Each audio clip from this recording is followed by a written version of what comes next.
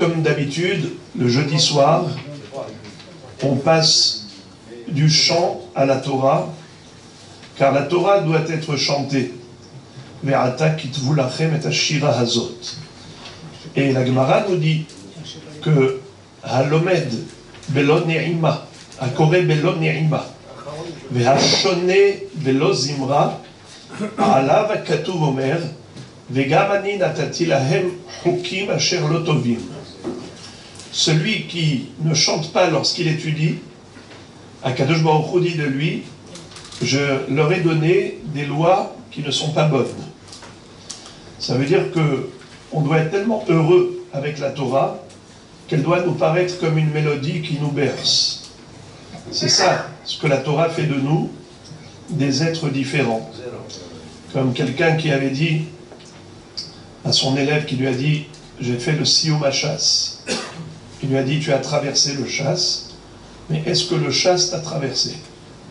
Ça veut dire que la Torah, elle est censée nous transformer. Elle est censée faire de nous des êtres angéliques, pas des hommes, des anges. Car l'être humain, de par sa nature, il est sauvage. Qu'est-ce que fait la Torah de nous? Elle fait des êtres raffinés. Une nature de ce qu'on appelle Zavro shel Avraham Avinu. Comment est-ce qu'on peut déceler la descendance d'Abraham par rapport aux autres nations? C'est Baïchanim, Rahmanim, Gomle Hasadim. Ils sont pleins de miséricorde, ils sont bienveillants et ils ont de la pitié. Rahmanim, Baïchanim, et ils ont de la timidité, c'est-à-dire de l'humilité. Ça, c'est les traits de caractère de la descendance d'Abraham. Et c'est qui fait de nous des gens comme ça? Rahman, Baïchan, Gomel Hasadim. C'est la Torah. Sans Torah, on ne devient pas comme Avraham Avinu.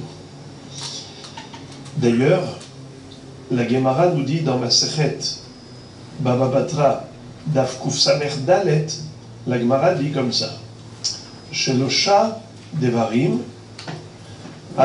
Shelosha Averot, En Adam Nitzol Mehen Bechol Yom. Il y a 3 péchés auxquels l'homme ne peut pas échapper. Lesquels? Hirure Avera, des pensées de Avera, Ayun Tefila, la ferveur dans la prière, et Avak Lachonara, la poussière de la médisance. C'est-à-dire, même si on ne dit pas du mal vraiment, mais on fait des allusions de choses négatives à l'égard d'autrui. Alors, le Maharsha pose une question. Il dit, je ne comprends pas. Si on ne peut pas y échapper, ça veut dire que c'est dans la nature humaine. Et si on ne peut pas y échapper, pourquoi est-ce qu'on est tenu coupable? Pourquoi est-ce que ça s'appelle une infraction? Shalosh Averot, En Adam, Nitzol Mehem Bechol Yom. Il ne faut pas appeler ça des Averot. Quand on parle d'infraction, ça veut dire qu'on est coupable. Mais si on n'est pas responsable, si c'est comme ça que Dieu nous a créés, de par notre nature humaine, on ne peut pas échapper à ces 3 éléments. Alors on ne peut pas dire qu'on est en infraction. C'est comme ça que Dieu nous a programmés. Si on est programmé en tant que tel, pourquoi est-ce qu'on est tenu responsable et coupable? Et le Rav de répondre, Maharsha, il dit qu'en réalité c'est vrai. Mais si tu as remarqué que la Gemara a bien précisé, Shalosh Averot, En Adam Nitzol Mehem Bechol Yom. Un homme ne peut pas y échapper. Pourquoi? Parce qu'un homme, Adam, c'est Aleph, Dalet, Mem. Aleph, nous dit la Gemara, c'est Efer, la cendre. Dalet, c'est Dam, le sang.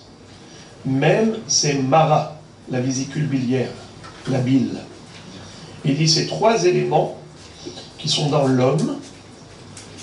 C'est quoi le Efer? Efer, c'est-à-dire la cendre, c'est Afar va Efer. L'être humain est constitué de Afar. C'est pour ça qu'on s'appelle Adam. Adama.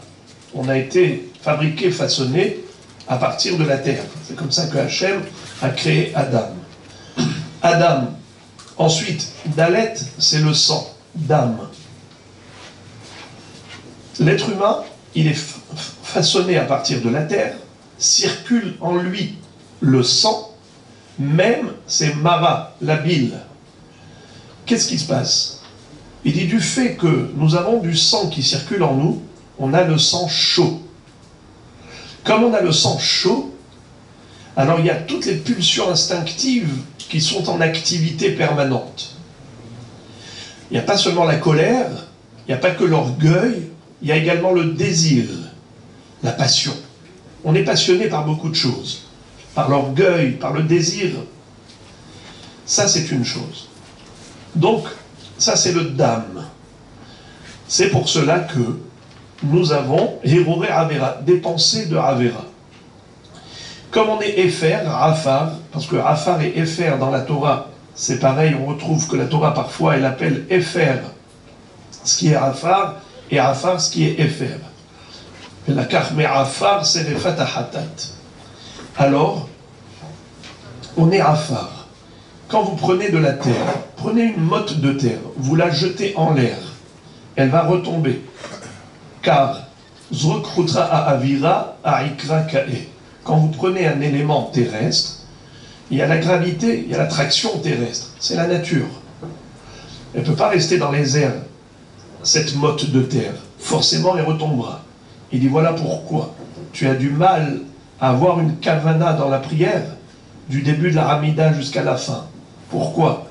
Parce que tu veux t'élever, mais ton corps te fait redescendre.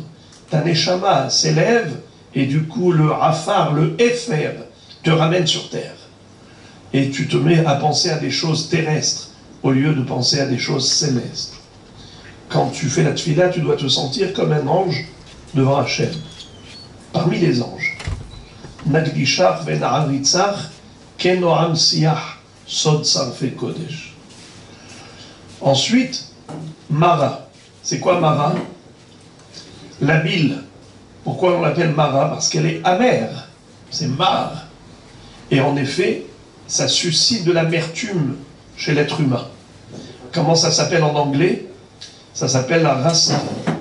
La rasra, c'est l'amertume qui est en nous.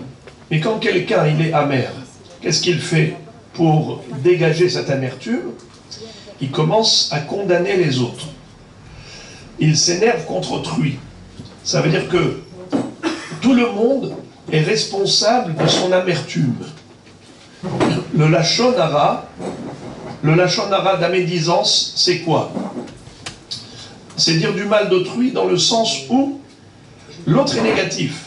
L'autre est négatif. Pourquoi? Parce que tu es amer. Ton amertume, tu essayes de la faire porter par quelqu'un. Il y a quelqu'un qui est coupable de ton amertume. Tu seras apaisé que lorsque tu auras dit du mal d'autrui. C'est ça les trois avérotes. Efer, Dam, Mara, c'est Adam. Le Efer cause le manque de Iyun Tefila. Le Dalet, le Dam, cause le Hiruré Avera, par la Ta'ava, par le désir. Et le même, la Mara, déclenche la médisance, le Lachon hara. Il dit, pourquoi alors on est tenu coupable? Pourquoi est-ce qu'on est considéré responsable? Mais pourtant, on devrait dire que si c'est de par sa nature que l'homme est forcé d'agir ainsi, on n'aurait pas dû appeler ça des avérotes. La réponse, dit-il, certes, en tant qu'homme, on ne peut pas échapper à ces trois avéras. Mais en tant qu'ange, si on est un malhar, on peut y échapper. Il dit, et nous juifs, on peut devenir des anges. Comment? Par la Torah. Car Dieu nous a créés avec cette constitution de corps et âme. Il y a le corps qui est une partie terrestre, et il y a l'âme qui est une partie céleste. Soit le corps se sert de l'âme et soumet la neshama au désir du corps, soit la neshama rehausse le corps et elle se sert de lui comme outil de travail pour faire Torah et Mitzvot. Grâce à la Torah, la Neshama peut se servir du corps pour faire que du bien. Tu vas manger, tu vas faire une bracha. Tu vas aller faire, avec ton corps, tu vas mettre tes filines. Avec ton corps, tu vas faire tellement de mitzvot. Eh bien, voilà Rabotai, comment la Torah peut nous transformer, nous métamorphoser, faire de nous des êtres différents. On est né avec des défauts innés, mais on peut se métamorphoser, on peut se transformer, on peut ne plus être ce qu'on était à l'état brut, à l'état sauvage, on peut être beaucoup plus raffiné. Ça, c'est le Koach HaTorah. Mais ce qui est extraordinaire, c'est que tu peux étudier des halachot X qui n'ont rien à voir avec la mida Y, et pourtant, tu vas voir que tu vas te bonifier, t'améliorer à tous les niveaux. C'est pour ça que très souvent je dis aux épouses, envoyez votre mari étudier la Torah. Vous allez découvrir un autre homme à la maison. Et quel rapport? Il étudie ici des sujets de Shemitah. Comment à la maison il sera meilleur? Mais ça c'est le Esh HaTorah, le Or HaTorah. Ha'ma'or sheba mahziran lemutav. La lumière de la Torah nous éclaire l'esprit à tous les niveaux et nous éclaire tous les chemins de la vie. Alors on va commencer. On est dans les halachot de Shemitah. Aleph. En safek. Vous avez, Rabbi Yoel, je crois qu'il y en a une là-bas, oui, n'est-ce pas? Est-ce qu'il y a des feuilles?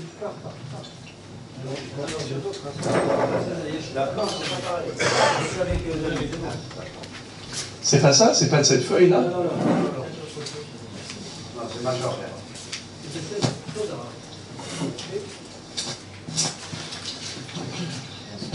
En safek shemin haraoui vehanachon lechol hayare vechared lidvar Hashem liknot perot veirakot bishnat hashmita ach verak mechanuyot shomrei shmita.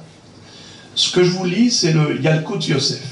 Il écrit: il ne fait aucun doute qu'il est convenable pour toute personne qui craint Dieu d'acheter des fruits et des légumes pendant l'année de la Shemitah uniquement dans des magasins qui observent et respectent cette mitzvah. Chez Enam Mistamechim al Heter Amechira, et qui ne comptent pas sur la vente fictive opérée par la Rabbanout. Amitbatseya al Yedeh HaRabbanut Arashit, réalisée par le grand rabbinat d'Israël. Chez Hare Bizmanenu Hadavar Efshari Benakel. De nos jours, il est facile de respecter et d'observer les lois de la Shemitah, Shelol Ismoch al Heter Amechira, même sans s'appuyer sur la vente de la Rabbanout. J'ouvre une parenthèse pour expliquer ce qu'il veut dire. Le Heter Mechira, cette vente de la Rabbanout à un goy, c'est quelque chose qui a été innové lorsque, en Eretz Israël, on vivait dans la misère, dans la précarité. Les Juifs qui venaient d'un peu partout du monde, qui venaient d'Imsirut Nefesh, pour vivre dans un pays qui n'était pas à l'époque sous la souveraineté israélienne, vivaient très difficilement. Et après cela, il y a eu l'institution de la Rabbanout. Mais les gens vivaient dans la pauvreté. Alors qu'est-ce que tu vas leur dire? Ne mangez pas? Alors on a essayé d'organiser une vie juive qui soit supportable. On a innové la notion de vendre à un goy les champs agricoles d'Eretz Israël. Mais comme on le sait que le Razon Ish remet en cause cette vente pour plusieurs raisons. C'est une vente, entre guillemets, fictive, car le juif, il continue de travailler, le juif continue de faire comme si de rien n'était. Le goy est devenu propriétaire, juste au niveau du contrat de vente. eh bien, est-ce que ça marche? Le Chazon Ish dit, il y a un problème de vendre Eretz Israël à des goyim. On ne peut pas vendre, c'est écrit Lot Eholem, Lot iten lahem hanaya bakarka. Et même si nous admettons que la vente est valide, il dit qu'il y a un autre problème. C'est que, selon le Rabbi Elazar Azkari, le Sefer Haredim, qui était un contemporain de Rabbi Yosef Karo, qui était en mahloket farouche avec le Mabit, qui avait dit que même si le terrain, il appartient à un goy, même si on ne lui a pas vendu, c'est à lui, un goy qui est propriétaire d'un champ en Eretz Israël, les fruits et légumes qui poussent là-bas ont la kedusha de Shemitah, car le goy ne peut pas désacraliser la terre d'Israël. Et de ce fait, à quoi cela sert de vendre le champ à un goy? Mais même si ça lui appartient au goy, malgré tout, ça reste kadosh b'kedushat shevirit. Alors, le Chazon Ish dit que si Rabbi Elazar Azkari, contemporain du Bet Yosef, nous raconte que le Bet Yosef lui-même, à la fin de sa vie, il a reconnu que le Mabit avait raison et que même le champ qui appartient à un goy, les fruits qui poussent là-bas sont kadosh b'kedushat shevirit. Alors que peut-on faire? Qu'est-ce que vous avez gagné? Vous n'avez rien gagné. De vendre le champ à un goy, tu n'as rien gagné. Premièrement, tu n'as pas le droit. Et le Chazon Ish, il fait un montage ingénieux.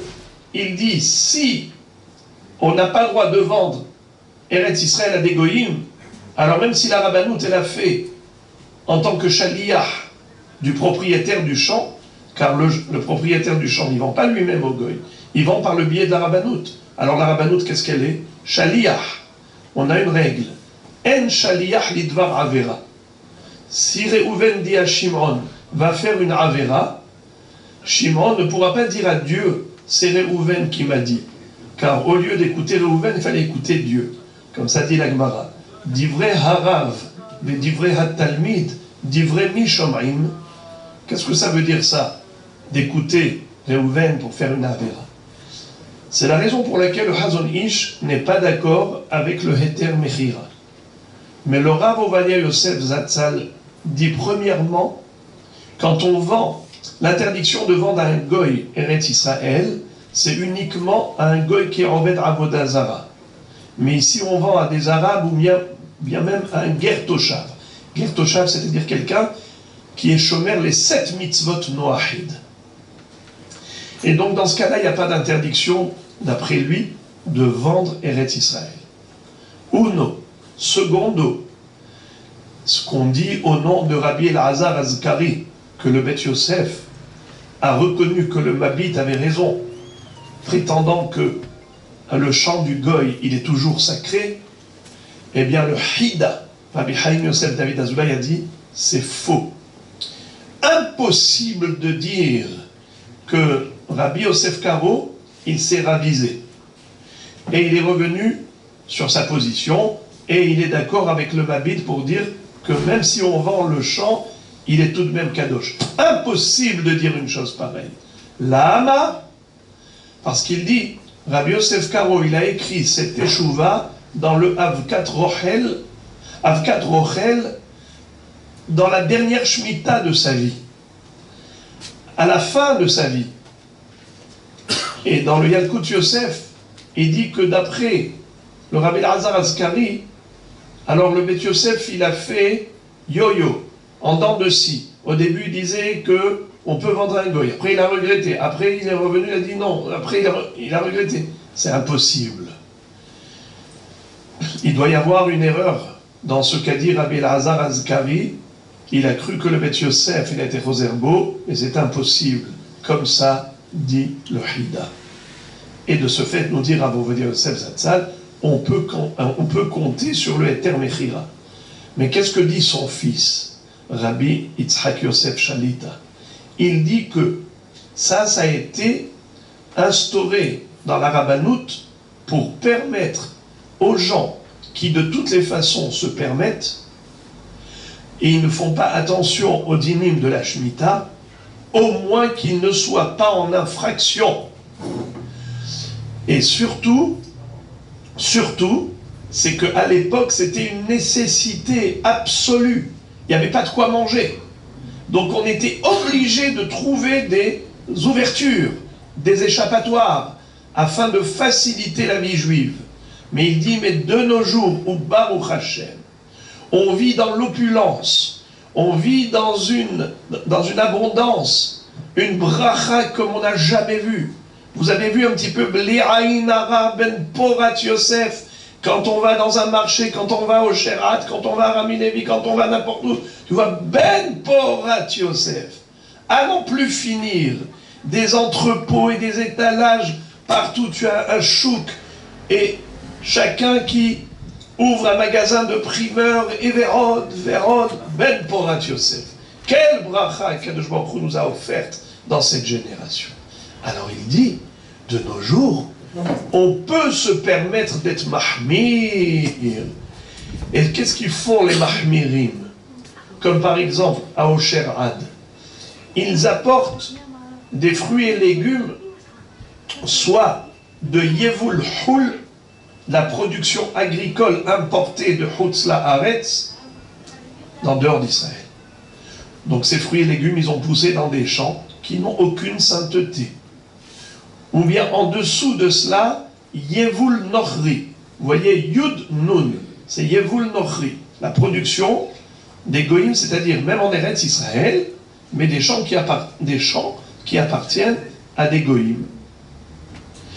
Et de ce fait, puisque c'est les Arabes qui sont propriétaires de ces champs agricoles, c'est à eux, alors on compte sur le Beth Yosef. Parce que d'après le Mabit, ça ne sert à rien. D'après lui, même si ça appartient à un goy, les fruits, ils ont de la kedusha. Mais comme on est possèque, on tranche comme le Beth Yosef, alors on considère que le Yevul Nochri, c'est bon. Il n'y a pas de sainteté dans ces fruits. Tu peux les manger tranquillement, tu peux les jeter, tu peux les commercialiser, tu peux faire ce que tu veux. Mais il y a ceux qui comptent sur le Heter Mechira.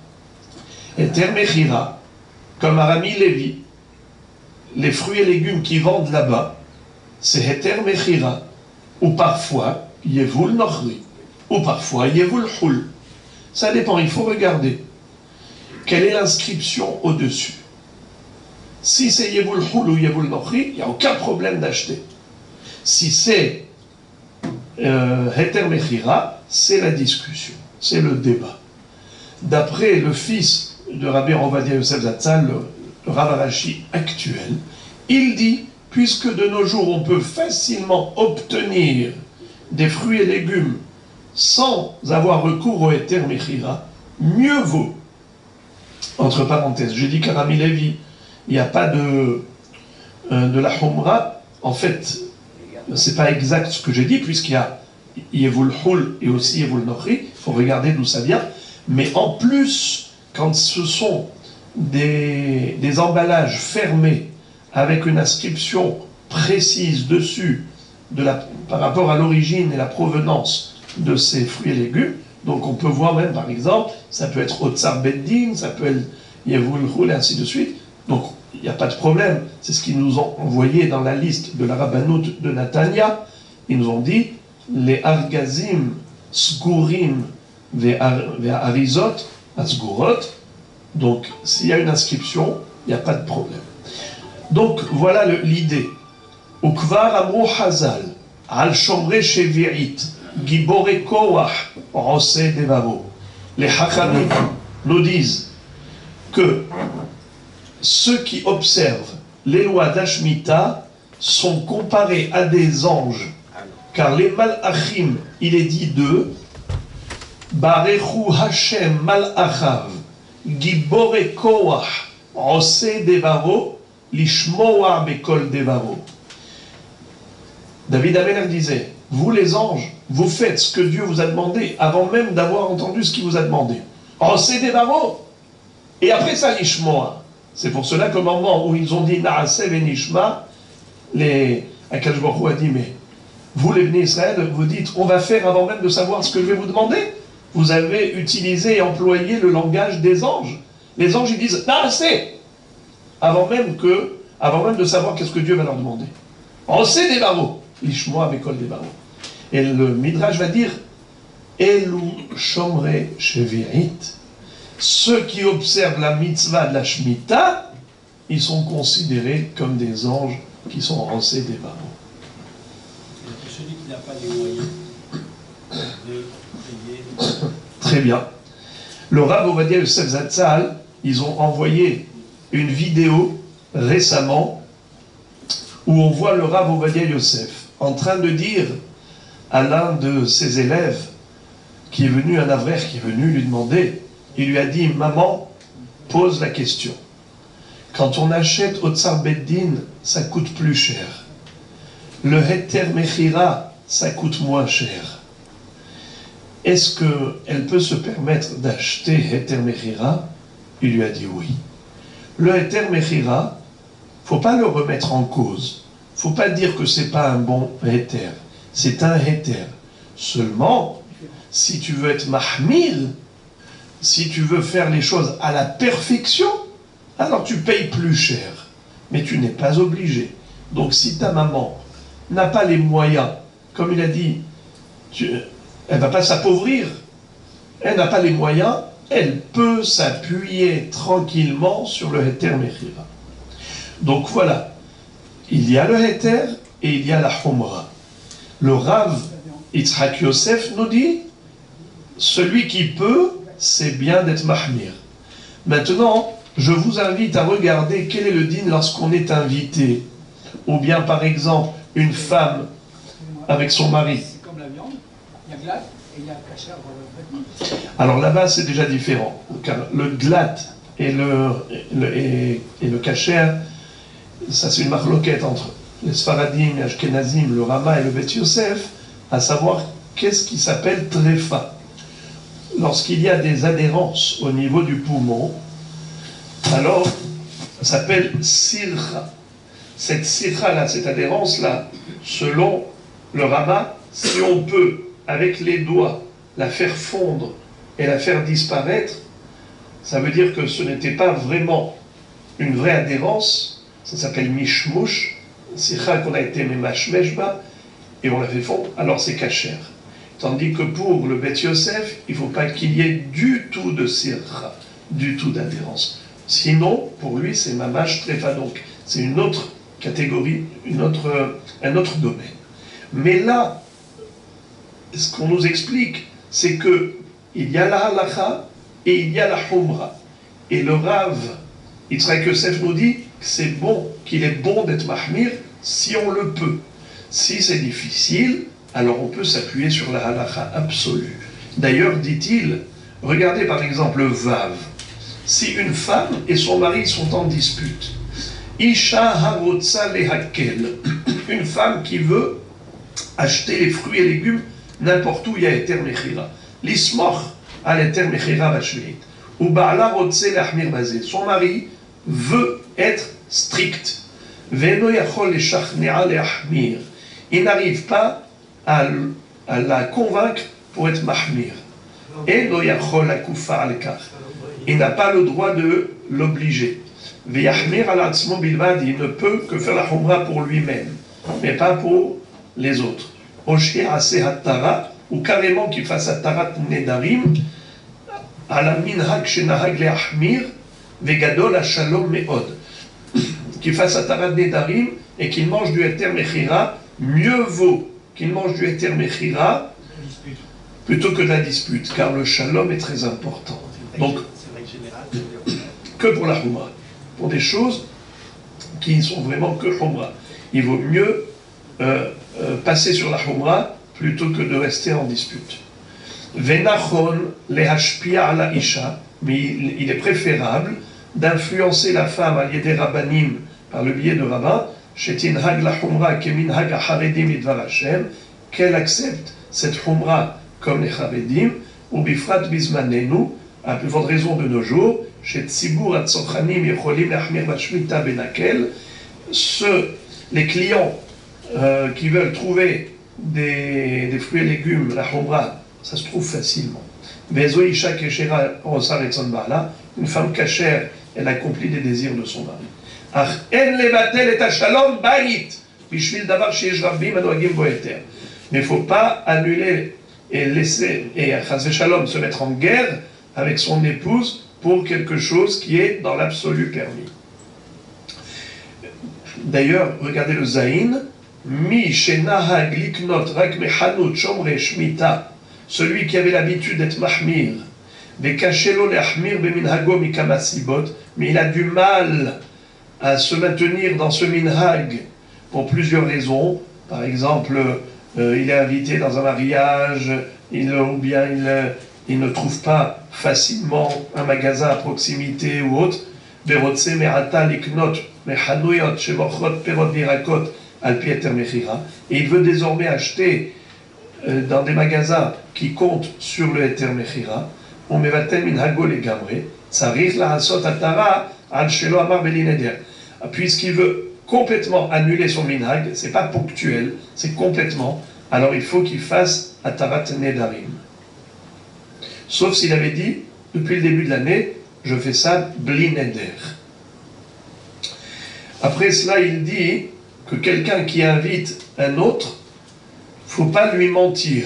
Si toi tu utilises des fruits et légumes de heter mechira, et lui il est mahmir, ne le trompe pas. Dis-lui la vérité. Est-ce qu'on peut manger dans des ustensiles où on a cuisiné des fruits et légumes qui sont al pi heter mechira, pour quelqu'un qui est strict, quelqu'un qui est mahmir? Il dit oui, c'est possible. Regardez le petit tête. Mi she'eno somech al heter mechira shel harabanut harashit yachol it'areach velechol bekelim shel mi shesomech al heter hamechira. Donc c'est possible. Également, normalement des fruits kodesh de Shemitah, on n'a pas le droit de les faire sortir en dehors d'Israël. Mais les fruits qui ont poussé dans des champs qui ont été vendus au Goïm, en tzarich linhog ben kedushat shevi'it, ben nishora ben lebirour, ben neotziam lechutz la'aretz, share ufkiru mikdushat shevi'it kedin perot shel Goïm mamash. Il dit on a le droit de faire sortir de l'Eretz Israël ces fruits et légumes qui ont poussé dans des champs vendus au Goïm. Alors,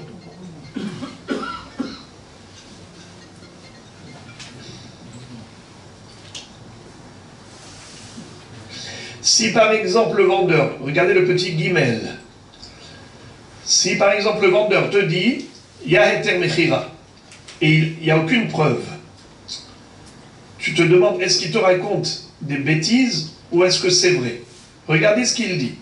Hanut shel perot veirakot ve'achenvani yere shamaim.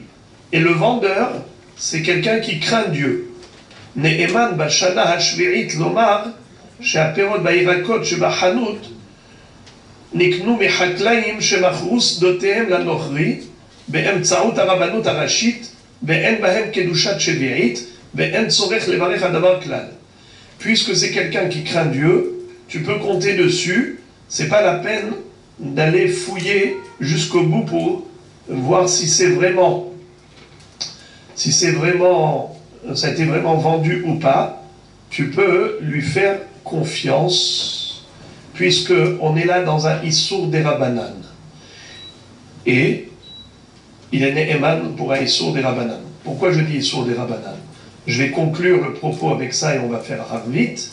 C'est que, vous le savez, que de nos jours, la halakha est que la Shemitah, c'est que midérabanan. À l'époque du Yovel, la Shemitah était minatora. De nos jours, la loi du jubilé n'est pas applicable, car la loi du Yovel dépend de la présence juive en Israël. Il faut qu'il y ait une majorité du peuple juif en Israël. Comme il est écrit, Ukratem deror la aretz ulchol yoshveha, bisman sherov yoshveha alea. Quand est-ce que Eretz Israël est concerné par la loi du jubilé, à savoir restituer les terrains à leurs ex-propriétaires, à savoir libération des serviteurs hébreux, Eved Ivri et tout ça, le jour de Kippour, eh bien, tout cela, la mitzvah de sonner le shofar, d'Avartel shofar témoin le jour de Kippour, de Yovel, tout cela, les Kidashtem et Shnat HaMishim, c'est que si on a une majorité du peuple juif en Israël. Or, de nos jours, on a encore une majorité en Chutz La'aretz, et on dit qu'aujourd'hui, on n'est pas loin de basculer, en effet, vers le rov de juifs en Israël, car malheureusement, il y a beaucoup d'assimilation qui fait ravage au sein du peuple juif en Chutz La'aretz. Et de ce fait, si c'est comme ça, il est fort possible que très bientôt, on soit désormais dans un statut différent. Car aujourd'hui, il y a beaucoup de halachot, de Shemitah, qui sont la kula, parce qu'on dit safek des rabbanan la kula. Comme la mitzvah de Shemitah dépend du Yovel. Et la mitzvah du Yovel de nos jours n'existe pas. Et elle n'existe pas parce qu'il n'y a pas une majorité de juifs en Israël. Automatiquement, à chaque fois qu'on a un doute, qu'on a une mahloket à propos de la Shemitah, qu'est-ce qu'on dit? Mahloket? Alors c'est un safek. T'as un safek? Safek des Oraïta la Humra, safek des Rabbanan la Kula. La mitzvah de la Shemitah de nos jours, elle est minatora ou des Rabbanan? Eh bien, la halakha est comme Rabbeinu Akadosh, Rabbi, qui a dit que c'est midé Rabbanan, puisque lui, Rabbi, il a fait une dracha. Et il est écrit dans Parashat Re'e, Veze devar hashemita, shamot kol baal mashe yado, asher yashe bere'eu mashat me'uma, lo yigos et re'eu, ki kara shemita l'Hashem. Ahat shemitat karka. Pourquoi il écrit deux fois shemita? Veze devar hashemita, shamot kol baal mashe yado. Bishte shmitot akatu medaber. Ahat shemitat karka, ואחת שמיטת כספים. בזמן שאתה משמט קרקע, אתה משמט כספים. בזמן שאי אתה משמט קרקע, אי אתה משמט כספים. Alors, la Valérie Chonim explique, c'est quoi Shmitat Ksafim? Puisqu'on sait que la Shmita concerne également les dettes d'argent. Les créanciers doivent abandonner leurs créances, annuler et remettre les dettes. Ça s'appelle Shmitat Ksafim. Eh bien, la Shmitat Ksafim, elle n'a lieu que pendant la Shemitah. Elle n'existe pas pendant le Yovel. C'est pour cela que le Yovel s'appelle Shmitat Karka, parce qu'il n'y a pas de Ksafim. Et Shmitat Ksafim, c'est la Shemitah Ragil. Étant donné que la halakha, elle est comme Rabbi, comme ça ont été poskim, le rov des poskim ont été poskim comme Rabbeinu Akadosh, comme Rabbi, qui dit que la Shemitah dépend du Yovel. S'il n'y a pas de Yovel, il n'y a pas de Shemitah. Minatora. Alors pourquoi on fait la Shemitah de nos jours? C'est comme des Rabbanan. Zecher, à l'époque, en souvenir de l'époque où la Shemitah était Minatora, pour pas qu'on oublie la notion de Shemitah. Puisque c'est comme des Rabbanan, quand il y a une mahloket, qu'est-ce qu'on dit? Ça fait des Rabbanan à Kula. Mais si jamais on se retrouve majoritaire en Israël, alors du coup, la mitzvah du Yovel revient. Du coup, la mitzvah de Shemitah devient Minatora, et si elle devient Minatora, il y a énormément de halachot qui vont changer. Parce qu'on ne va plus dire ça fait que des Rabbanan la Kula, on va dire ça fait que des Oraïta la Khumra. Ça c'est important. Mais pour l'instant, qu'est-ce que nous dit le Rav? Il dit que tu peux compter sur le vendeur. Si les Yireh Shamayim, il te dit, c'est vrai que j'ai pas la terouda, c'est vrai, il n'y a pas écrit Heter Mechira. Moi je te dis, tu peux me faire confiance. Il dit, tu peux lui faire confiance, puisque c'est que Midé Rabbanan, tu peux lui faire confiance, il est né Eman, il n'a pas besoin d'aller fouiller et d'aller mener l'enquête. Tu peux lui faire confiance et acheter des fruits et légumes chez lui en comptant sur le Heter Mechira. Bochim Tiyu.